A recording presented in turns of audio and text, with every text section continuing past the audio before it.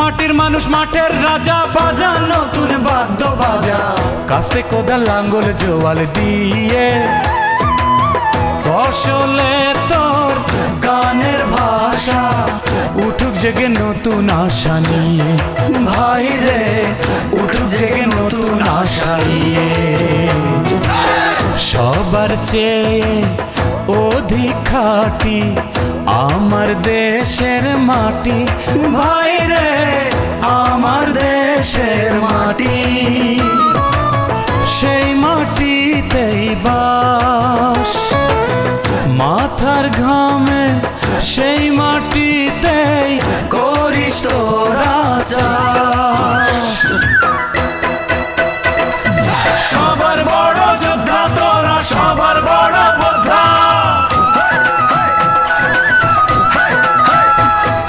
সবার বড় যোদ্ধা তোরা, সবার বড় যোদ্ধা তোরা, নেরে সবার শ্রদ্ধা তোরা, নে মাথা উঁচিয়ে।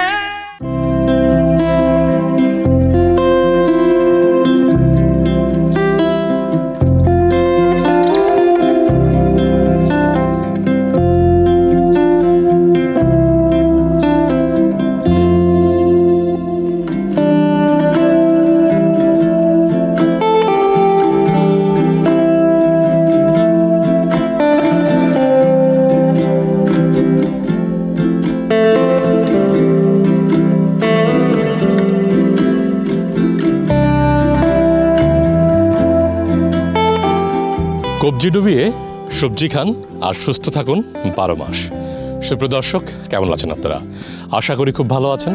আমন্ত্রণ জানাচ্ছি আপনাদেরকে এটিএন বাংলার কৃষি বিষয়ক অনুষ্ঠান মাটির সুবাসে। আর বরাবরের মতো আপনাদের সঙ্গে আছি আমি কৃষিবিদ সাব্বির সজীব। দর্শক, আপনারা জানেন মাটির সুবাসের প্রতি পর্বে হাজির হই কৃষির নানামুখী বিষয় নিয়ে। আজকে বুঝতেই পারছেন পেঁপের রাজ্যে আছি।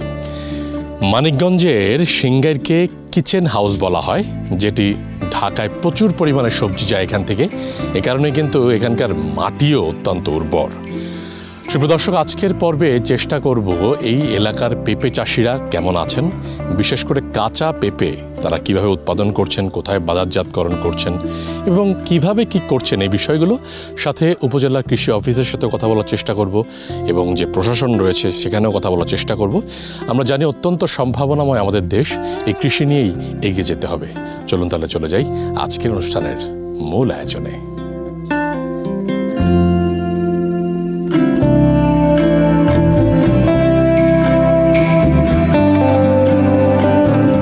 বহু প্রাচীনকাল থেকে আমাদের দেশে পেঁপের আবাদ হয়ে আসছে। বাড়ির উঠোন থেকে পেঁপে গাছ এখন স্থান পেয়েছে বাণিজ্যিক বাগানে। তরুণ অনেক চাষি কিংবা গতানুগতিক চাষিরাও এখন চাষ করছেন পেঁপে। এই যাত্রা শুরু হয়েছিল বহু বছর আগে। এ কারণেই কিন্তু সবজি উৎপাদনে আমরা এখন বেশ এগিয়ে যাচ্ছি। তরুণ অনেক উদ্যোক্তারা এখন পেঁপের বাগান করে হচ্ছেন বেশ স্বাবলম্বী, চালাচ্ছেন সংসারও।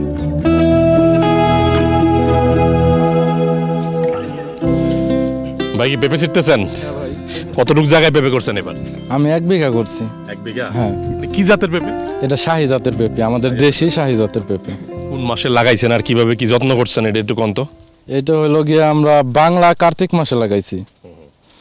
আর এই যে এগুলোর যত্ন সাধারণত এই যে নর্মালি সার বীজ দিতে হয়, আগে চাষবাস করতে হয়, তারপর এগুলা এই যে বীজ থেকে চারা তৈরি করতে হয়, চারা তৈরি করার পর এগুলা যে খেতে এনে লাগাইতে হয়। এই যে প্রত্যেকটা গাছে যে আকারে বড় বড় দেখতে পাচ্ছি, এগুলো কি বীজের জন্য? হ্যাঁ, এগুলো বীজের জন্য। এগুলা থেকে আবার আগামী বছরের জন্য আমরা চারা তৈরি করব। এই যে লাগাইছেন যে 1 বিঘায় যে আজকে তো কাঁচা পেঁপে তুলতেছেন, কাঁচা পেঁপে চলে কেমন বাজারে? ভালোই, চাহিদা ভালোই আছে। হ্যাঁ। এখন দাম কেমন চলতেছে? এখন 12, 13, 15 মানে পেঁপের সাইজ আকার অনুযায়ী দামটা। হ্যাঁ, আকার অনুযায়ী দাম হয়। কাঁচা পেঁপেতে লাভ বেশি না পাকা পেঁপেতে? সাধারণত পাকা পেঁপেতে লাভ বেশি, কিন্তু পাকা পেঁপের জন্য আপনার খেতে মানে করতে হয়, পাহারা দিতে হয়, চুরি হয়ে যাওয়ার একটা ভয় থাকে। সেই জন্য আমরা পাকা পেঁপে করি না, কাঁচা পেঁপে বিক্রি করি। আর এই যে প্রত্যেকটা গোড়া যে উঁচা করে দিচ্ছেন, এটার কারণ কি? এটা হলো গাছ যাতে ঝড়ে বা বৃষ্টিতে না পড়ে যায়, এই জন্য। আবার পানি গোড়ায়, হ্যাঁ, পানি গোড়ায় ড্রেন দিয়ে বের হয়ে যায়, গাছের গোড়ে পানি জমে থাকলে গাছটা মারা যাবে। হ্যাঁ। এত কিছু থাকতে আপনি পেঁপের বাগান করছেন কেন? পেঁপের বাগানে খরচ কম, লাভটা বেশি, আর এটা অন্য সব সবজির চাইতে আপনার মেহনত বা পরিশ্রমটা কম করা লাগে। একটা হিসাব দিতে পারবেন, এই যে কার্তিক মাসে লাগাইছেন, লাগানোর পরে যে কাঁচা পেঁপে বিক্রি করতেছেন, কয় টাকা কি বিক্রি টিক্রি হয়েছে এই পর্যন্ত এই 1 বিঘা থেকে? 1 বিঘা থেকে আপনার সাধারণত ভালো হইলে 1.5-2 লাখ টাকা বিক্রি করা যায়। আপনি তো একজন তরুণ বয়সের কৃষক, তো পেঁপে বাগান করছেন। আমরা তো জানি এখন শিক্ষিত অনেক তরুণ উদ্যোক্তারা এখন অগ্রসর হচ্ছে কৃষিতে। তো কি মনে হয় এই পেঁপের বাগান কি সামনের দিকে আমরা আরো বড় দেখতে পাবো কিনা? হ্যাঁ, অবশ্যই পেঁপের বাগান করতে পারলে, সব কিছু বুঝে শুনে করতে পারলে লাভ আছে।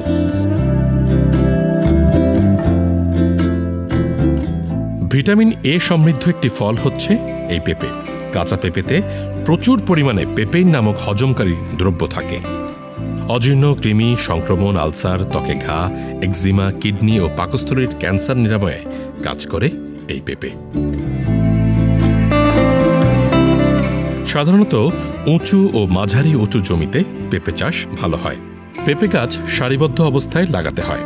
গাছ বৃদ্ধির সাথে সাথে লাঠি বা বাঁশ দিয়ে গাছকে বেঁধে দিতে হয়, যাতে পেঁপের ভারে গাছ নুয়ে না পড়ে।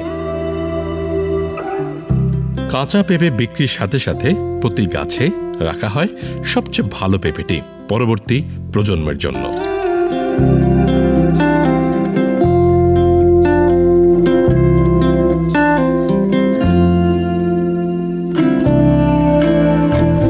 সুপ্রিয় দর্শক, এই মুহূর্তে আছি মানিকগঞ্জের সিংগাইরে একজন সফল চাষির সাথে। তো কি নাম ভাই আপনার? আমার নাম বাবুল হোসেন। বাবুল হোসেন, তো এই যে আপনার পেঁপের বাগানে তো আছি, আপনি কত বছর আগের থেকে পেঁপের বাগান শুরু করলেন? 5 বছর। 5 বছর। 5 বছর। তো এত কিছু থাকতে এই পেঁপের আবাদটা কেন শুরু করছিলেন? পেঁপের আবাদে আপনার ঝামেলা কম, আপনার লাভ বেশি, বা স্থানীয় পরিচর্যা কম করা লাগে। এই তো আবার সিরা মেরার সুবিধা আপনার ওই তাৎক্ষণিক, মানে অনেক অল্প টাইমে অনেক সিরা যায়। নতুন যখন লাগান তখনও তো মানে 7 ফসল দেন নাকি? যখন নতুন লাগে আপনার তখন হইলে আপনার গাজল বুনি, গাজলের ভিতরে আপনার সারিবদ্ধভাবে পেঁপে চারা লাগাই দিই। ওই গাজর তোলার পর ওটা আবার আপনার পরিচর্যা করে বা যত্ন নেই। এবং কি আরেকটা সাথে ফসল বোনা যায়, সেটা হলো আপনার ওই ধনিয়া পাতা বোনা যায়। তারপরে 1-2 মাস ওটা আপনার যত্ন আদি করলে পর মাটি মুটি দিলে পর আবার ফলন এসে যায়। আচ্ছা, এই যে 5 বছর আগে তো যাত্রা শুরু করলেন, তো এগুলা কি জাতের আর কি? এই যে আকারে তো বেশ বড়, এগুলো আবার লাল রং দিয়ে রাখছেন যে? এই লাল রং হলে এটা আপনার চিহ্ন মারছি। এই পেঁপেগুলো আপনার ক্ষেত থেকে ব্যাপারে কিনে নিছে, ওইটা মার্কা দিতেছে যাতে এটা নাসিরে পরিত্রা। আর বর্তমান জাত বলতে এটা হলো আমাদের দেশি জাত। বর্তমান জাতের কথা বললেন, স্থানীয় উন্নত জাত, তাই তো? এই যে যেই পেঁপেটা বড়, মানে এটা কতদিন আগে হয়েছে? আবার ছোট দেখতেছি, বেশিরভাগই তো ছোট, মানে ওটাকে 1-2টা করে রেখে দেন গাছে? আপনার গাছে একটা, মানে যে পেঁপেটা আপনার ভালো, ওই পেঁপেটা আপনার একটা অথবা যেটা ভালো 2টা আছে ওটা রেখে দিই, মানে আপনার বীজ রাখার জন্য। এখন আপনার ভালো মানের পেঁপে যদি রাখি, আপনার ভালো মানের বীজ হবে। কারণে প্রতি গাছেই ভালো যেটা পান সেটা ওটা রেখে দিই। হ্যাঁ,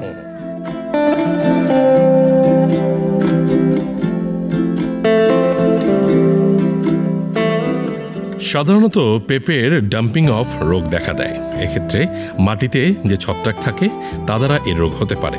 চারা অবস্থায় অথবা বীজ গজানোর সময় হয়ে থাকে। বর্ষা মৌসুমে ঢলে পড়া রোগের প্রকোপ খুব বেশি, এই কারণেই প্রয়োজন মতো ছত্রাকনাশক ব্যবহার করতে হবে।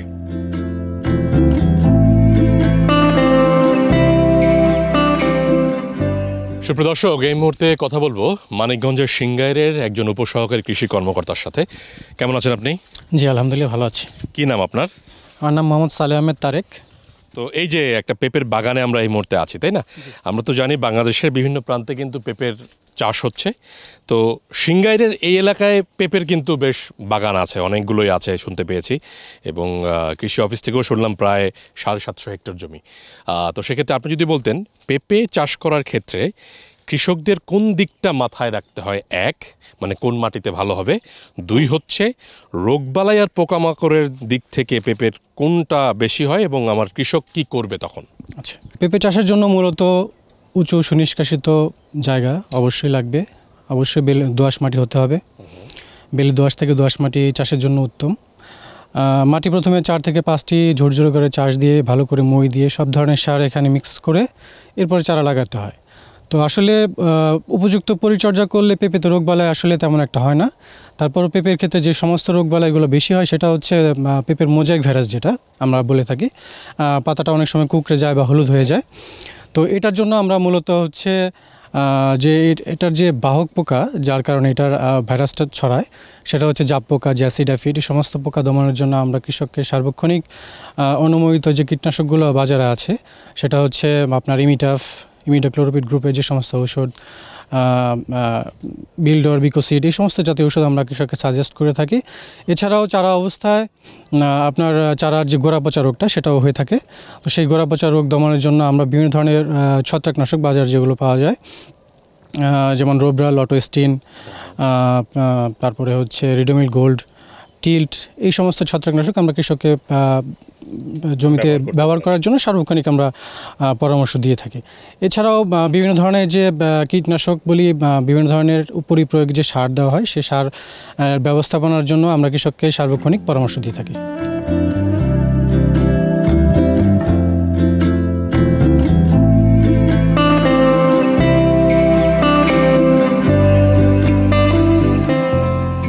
বাগানে ঘুরতে ঘুরতে পেয়ে গেলাম সেখানে ইন্টার্ন করা কিছু ছাত্রদের।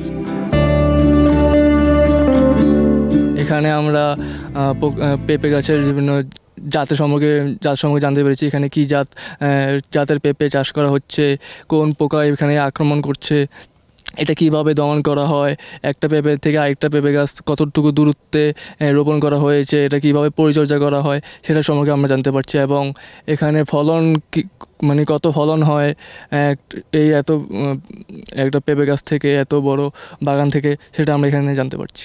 পেঁপে চাষটা লাভজনক এবং আমাদের দরকার পেঁপে চাষটা আরও বৃদ্ধি করানো।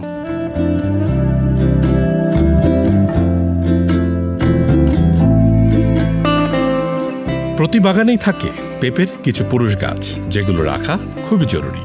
তাছাড়া পুরুষ গাছে পেঁপেও ধরে, যদিও সেগুলোর আকার একটু ছোট এবং একটু চিকন হয়ে থাকে, যা পরিপক্ক হলে বেশ মিষ্টি লাগে খেতে।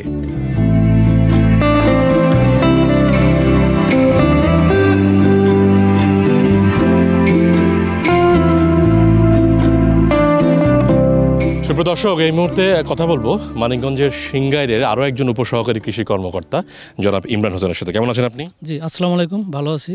আচ্ছা, আমরা তো এই যে পেঁপের বাগানে আছি, তো এই অঞ্চলে তো পেঁপের বেশ আবাদ হয়, ফিল্ড লেভেলে আপনারা কাজ করে থাকেন। সেক্ষেত্রে যদি বলতেন যে যখন চাষি চারা তৈরি করে, মানে সেই কর্মযোগ্যটা কিভাবে কি করে, সেই ব্যাপারটা যদি একটু বলতেন। সাধারণত পাকা পেঁপেগুলা আমরা যখন পাকা হয় তখন বীজটারে রাখা হয়। সাধারণত জয়মন্টবে শাহী 1, 2 এবং 3 এই 3টা জাতের পেঁপে স্থানীয়ভাবে রাখা হয় এবং চাষাবাদ করা হচ্ছে। তো এই পেঁপেটা আমাদের বীজটা শুকানো হয়, শুকানোর পরে যখন বীজতলা করবে সেপ্টেম্বর অক্টোবরের দিকে চারা করা হয়, তখন চারাটা সাধারণত একদিন বীজটারে ভিজাইতে হয়। ভিজানোর পরে 24 ঘন্টা কিংবা 48 ঘন্টা দিতে হবে, জাগ দিতে হবে। জাগ দেওয়ার পরে রাখতে হবে। রাখার পরে এটার থেকে আপনার ছোটো যে পলিথিনগুলো আছে, এই পলিথিনে আমাদের প্রত্যেকটা পলিব্যাগে মাটি ভরাট করে এরপরে 5টা থেকে 8টা পর্যন্ত বীজ এক একটা পলিতে রাখা হয়। এই পলির থেকে আমাদের 5টা 7টা করে চারা অঙ্কুর হয়, বের হয়। এই চারাগুলো যখন সাধারণত 40-50 দিন বয়সের হয়, তখন কার্তিক মাস কিংবা তার যার যার জমির অনুপাতে, উঁচা এবং নিচু জমির অনুপাতে কার্তিক মাস থেকে আপনার সেপ্টেম্বর অক্টোবর পর্যন্ত চারাগুলো রোপণ করা হয়। তো চারাগুলো রোপণ করার সাথে সাথে আবার আমাদের গাজরের আবাদ হয়। গাজর এবং পেঁপের চারাটা দুইটা একসাথে হইতেছে। গাজরটা যখন আপনার 90 থেকে 120 দিন গাজর হয়ে গেছে, 120 দিনের যে পেঁপের চারাটা, ওই পেঁপের চারার ভিতরে আবার আমাদের আন্তঃফসল হিসেবে কৃষক ধনিয়া চারা করে, তারপরে আপনার মিষ্টি কুমড়া করে। একটা জমি থেকে আমরা 3টা-4টা করে ফসল আবাদ করতে পারি। জি, ফসলের নির্ভরতা আমাদের অনেক বেশি। এমনি এদিকে কাঁচা পেঁপের চাহিদাটা কেমন? চাহিদা প্রচুর। প্রত্যেকটা চাষির পেঁপে ছিঁড়ার কোনো প্রয়োজন হয় না। যে পাইকার ব্যাপারীরা চলে আসে। ব্যাপারীরা মূল জমিতে চলে আইসা তার যে চয়েস মতো পেঁপেগুলা ছিঁড়ার পরে এই পেঁপেটা সে প্যাকেটজাত করে ওজন দিয়ে দাম ধরে তারা নিয়ে যায়।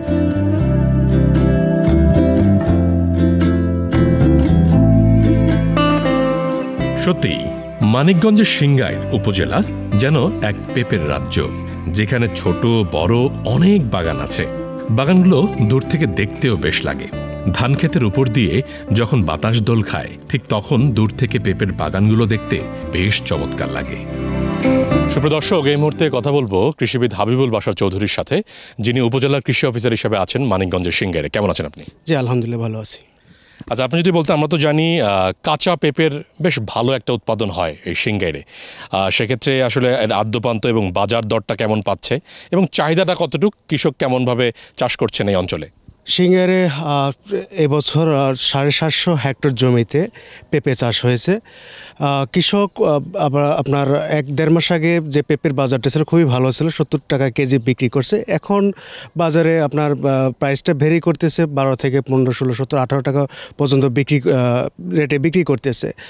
আর কৃষক মেনলি হচ্ছে আমাদের এখানে এই পেঁপের জমিতে কৃষক কিন্তু একটা ফসল না, পেঁপের সাথে আপনার ধনিয়া করে, গাজর করে, পেঁপে করে, মিষ্টি কুমড়া করে, যার ফলে হচ্ছে একটা জমি থেকে কৃষক কিন্তু অনেক বেশি লাভবান হয়। নর্মালি 33 শতকে, যেটা আমরা 1 বিঘা বলি, এখানে 300টার মতো গাছ থাকে। প্রতিটা গাছে যদি আমরা 1 থেকে 1.5 মণ পেঁপে হয়, এই হিসাব করলে দেখা যায় যে 15 টাকা ধরে রেটে যদি 2,16,000 টাকার মতো পড়ে। তো সামনের দিকে কি এটা বৃদ্ধি করার কোনো পরিকল্পনা আছে কিনা? গত বছর সিংগাইরে 650 হেক্টর জমিতে পেঁপে হয়েছে। কৃষক দিন দিন এটার প্রতি আগ্রহ বাড়তেছে, একটি কারণে পেঁপে চাষটা লাভজনক। আর আশা করি যে আগামীতেও কৃষকদের এই পেঁপের আবাদটা বৃদ্ধি করবে।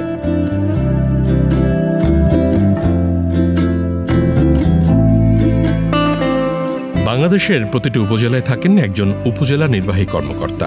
মানিকগঞ্জের সিংগাইরের ইউএনও বললেন কৃষির সম্ভাবনার বেশ কিছু কথা।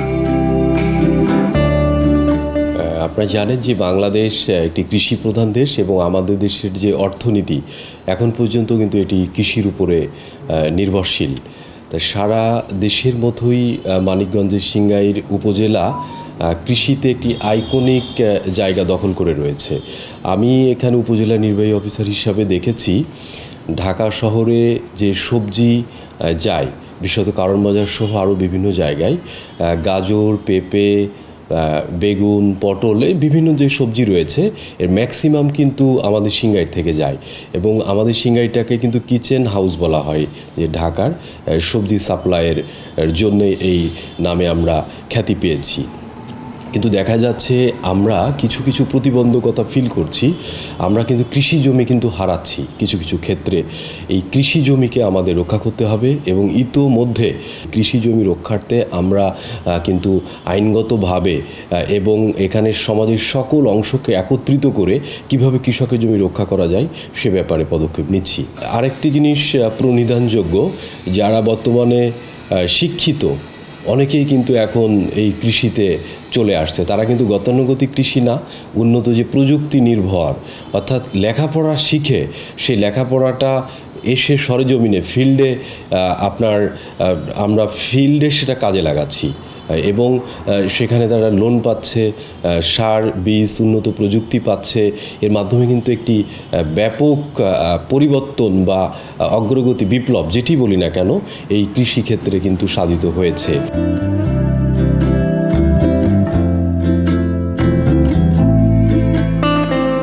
কাঁচা পেঁপের ব্যাপক চাহিদা থাকার কারণে প্রতিদিনই কোনো না কোনো বাগানে চলে পেঁপে উত্তোলনের কাজ। গাছ থেকে সংগ্রহের পর সেগুলো রাখা হয় পলিথিনের ব্যাগে, তারপর সেখান থেকে চলে যায় বাজারে বিভিন্ন বাহনের মাধ্যমে। ওজন নেওয়ার পর সারি সারি করে রাখা হয় পেঁপের পলিথিনের বস্তাগুলো।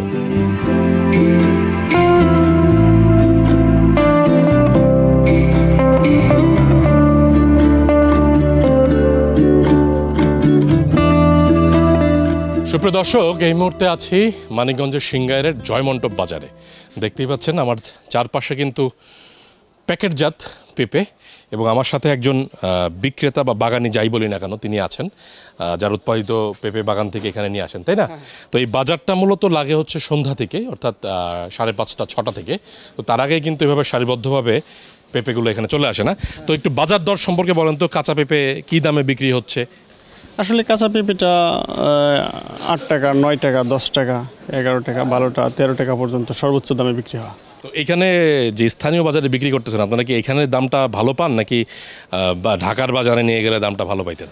আসলে বলতে গেলে আমরা এখানে তো অনেকে দেখেছে 8 বিঘা, 10 বিঘা, অনেকে 20 বিঘা, 30 বিঘা পেঁপেও করে, তারা আসলে ঢাকাতে নিয়ে যায় সরাসরি।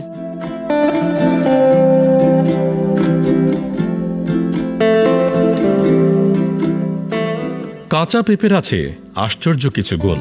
শরীর সুস্থ রাখতে ও শরীর থেকে বিষাক্ত পদার্থ দূর করতে কাঁচা পেঁপে দারুণ কার্যকর। বিশেষজ্ঞরা বলেন, মানুষের ভেতরের সৌন্দর্যের যত্ন নিলে তা আপনা আপনি বাইরের সৌন্দর্য হিসেবে ফুটে ওঠে। মানুষের শরীরের ভেতর থেকে পরিষ্কার করতে পারে এমনই এক দুর্দান্ত উপাদানই হচ্ছে কাঁচা পেঁপে। একে সুপারফুড বলা চলে। তাই আপনার খাদ্য তালিকায় প্রতিদিনই রাখুন কাঁচা পেঁপে। পেঁপের আঁশ শরীরের ভেতরের বিষাক্ত ভাব দূর করে বলে নিয়মিত কাঁচা পেঁপে খেলে ত্বকের সমস্যা দূর হয়। তাই বোঝাই যাচ্ছে কাঁচা পেঁপে পুষ্টিগুণে অনন্য। আর এইভাবেই পেঁপে চাষ বাংলাদেশে দিনকে দিন বৃদ্ধি পাচ্ছে। তবে আমাদেরকে ফসল উৎপাদনের পরবর্তী কার্যক্রমে আরও বেশি নজর দিতে হবে, তাহলে আমরা আরও বেশি এগিয়ে যেতে পারব। তবে পুষ্টিতে ভরপুর এই সবজি বা ফল এর উৎপাদন আরও বেশি বৃদ্ধি করতে হবে, ছড়িয়ে দিতে হবে বাংলাদেশের বিভিন্ন প্রান্তে।